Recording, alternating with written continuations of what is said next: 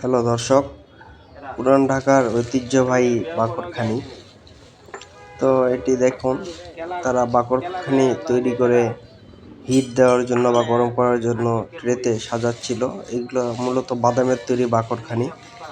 আর একজন কারিগর উনি বাকরখানির যে থান বা যে খামির এটি রেডি করতেছিল, যেটি সামনে দেখতে পারবেন।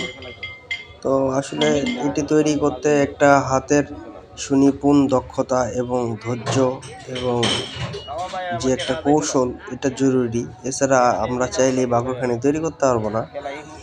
যদিও দেখলে মনে হবে যে খুবই সহজ, কিন্তু অনেক একটা পরিশ্রম সাধ্য ব্যাপার। তো দেখুন, এখানে তারা হিটার থেকে পেটি বাহির করে ওটা আবার উল্টিয়ে দিতেছিল। তো এখানে বাকরখানি তৈরি করা দেখে আমার সত্যি অনেক ভালো লেগেছে। তো যার কারণে মূলত এই ভিডিওটি করা, এবং আপনারা কমেন্টের মাধ্যমে অবশ্যই জানাবেন ভিডিওটি আপনাদের কাছে কেমন লাগলো। আর নতুন কিছু জানার বা দেখার থাকলে অবশ্যই আমাকে জানাবেন। ধন্যবাদ সবাইকে। আসসালামু আলাইকুম।